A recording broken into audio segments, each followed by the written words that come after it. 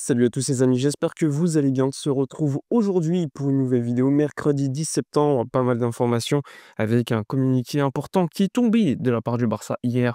Donc on va revenir sur celui-ci, on va parler également rapidement des conséquences de la trêve internationale, est-ce qu'il y a eu des blessés, etc. Donc pas mal d'informations dans cette vidéo, on va également évoquer assez rapidement toutes les informations qui entourent le Barça un peu plus loin de ce qu'on peut lire habituellement. N'hésitez pas avant de commencer la vidéo à liker, à commenter et à partager comme d'habitude pour soutenir la page. C'est parti, on y va. Alors on débute. Hier, aux alentours de 19 h, le FC Barcelone a effectué un communiqué de presse annonçant que le retour au Spotify Camp Nou ne sera pas contre Valence le week-end prochain. En effet, les avancements des travaux n'étaient pas suffisamment, euh, on va dire, avancés pour que les travaux puissent être considérés comme terminé dans certaines zones et certains accès. Il faut savoir que la sécurité prime pour la mairie de Barcelone, ce qui est totalement légitime. On le rappelle, hein, plusieurs phases pour revenir au Spotify Camp Nou. La phase 1A avec 27 000 personnes, la phase 1B 45 000 et la phase 3B, quant à elle, 3C, pardon, avec 60 000 personnes. Alors la situation actuelle, elle est simple. La phase 1A est terminée. Le Barça a effectué hier des contrôles avec la société qui travaille avec la mairie pour la sécurité des potentiels spectateurs. Eh bien, le contrôle a été effectué avec un rapport positif par cette société qui considère que tout est prêt.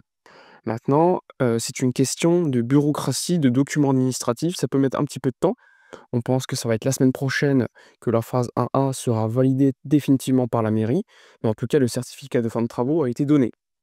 Donc, il y a un doute concernant le match contre Retafe qui aura lieu dans, je crois, la semaine d'après, le match contre Valence.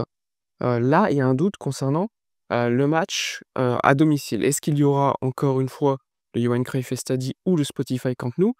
On verra. En tout cas, le Barça se considère comme tranquille dans le fait que les travaux de la phase 1A sont terminés et que maintenant c'est une question de temps, de papier administratif. Ensuite, tu as la phase 1B qui, pendant ce temps-là, avance plutôt bien. Hier, tu as un journaliste qui a parlé avec Elena Forte, qui est la vice-présidente du club et qui, on va dire, s'occupe des relations publiques concernant les travaux. Eh bien, elle expliquait à ce journaliste que la phase 1B avec 45 000 personnes devrait se terminer dans une semaine, à peu près 7-10 jours.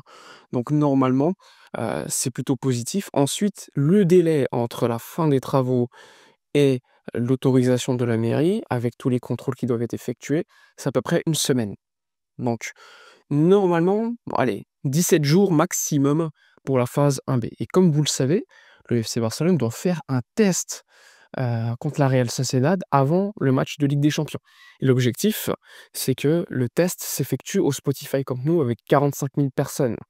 Pourquoi? Parce que l'UEFA exige qu'avant de pouvoir recevoir du public avec 45 000 personnes au Camp Nou, eh bien, l'UEFA exige que tu aies fait un match test avant contre la Real Sociedad, en l'occurrence, qui aura lieu le 28 septembre. Donc, si le Barça accueille 45 000 personnes le 28 septembre contre la Real Sociedad au Spotify Camp Nou, eh bien, l'UEFA autorisera le match le 1er octobre en Ligue des Champions contre le PSG au Camp Nou sans problème. Il faut savoir que l'UEFA exige que la tribune latérale soit ouverte. Et c'est pour cela que la phase 1B est capitale, puisque dans cette phase 1B, la phase de la tribune latérale eh bien, est terminée. Donc, des semaines actives vont donc arriver. Le Barça ne se dit pas confiant, mais le Barça a terminé la phase 1A et en ce sens se sent tranquille. La phase 1B terminée dans à peu près 7 à 10 jours et ensuite une semaine de plus pour que toutes les documentations s'effectuent. Donc, il y a un gros doute par rapport au Camp Nou contre le PSG et il y a un gros doute concernant le match contre Getafe où là, tout va se jouer sur le timing de la documentation par la mairie.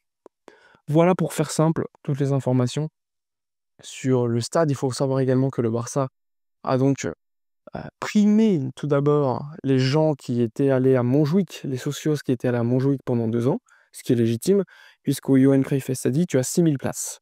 6000 places, il y a déjà des places VIP qui ont été vendues à un prix mais exorbitant, on parle de 800 à 900 euros C'est insensé.